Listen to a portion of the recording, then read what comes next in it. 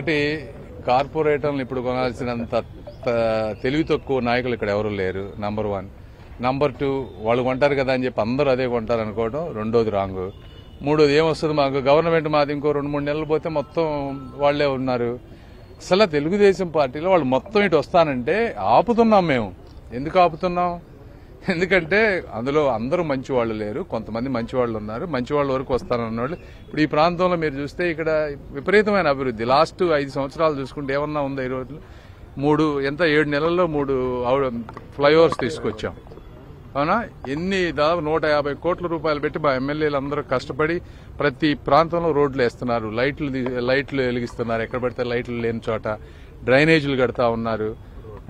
రోడ్లు 150 కోట్ల రోడ్లు, 4,000 రూపాయలు పెన్షన్ ఇస్తా ఉన్నారు. ఇవన్నీ చేస్తున్నప్పుడు అసలు ఇక్కడ ఓటు ఎక్కడుంది వాళ్ళకి, వైసీపీ వాళ్ళకి తెలిసి ఏం జరగబోతుంది అనేది. కాబట్టి ఇక్కడ కనీసం నెక్స్ట్ 10-15 సంవత్సరాల్లో రాజకీయ భవిష్యత్తు ఉండదు. కాబట్టి వాళ్ళందరూ వస్తా ఉంటే ఆపి అవసరమైన వాళ్ళ వరకు మేము తీసుకుంటాం. 11 మంది ఉన్న కూటమి సభ్యులు, కూటమి కార్పొరేటర్లు నామినేషన్ ఎలా వేస్తున్నారు స్టాండింగ్ కౌన్సిల్ అనేది వాళ్ళు అడుగుతున్నారు. అదే కదమ్మా, అభివృద్ధి చూసి వాళ్ళందరూ వచ్చేస్తుంటే మేమేం చేసాం?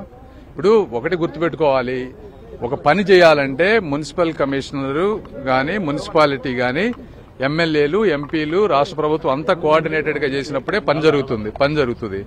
ఇవి కాకుండా ప్రతిదానికి అడ్డుపడతా ఉన్నారనుకోండి, ఏం చేయాలి? ఎవరైనా ఇప్పుడు అభివృద్ధికి అడ్డుపడి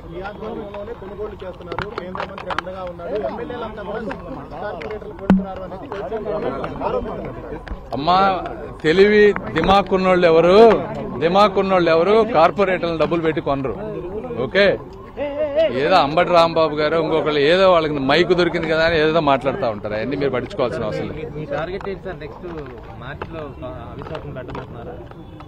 చూస్తారుగా మీరే అన్ని. అభివృద్ధికి ఏది అవసరమైతే అది చేసుకుంటా పోతాం.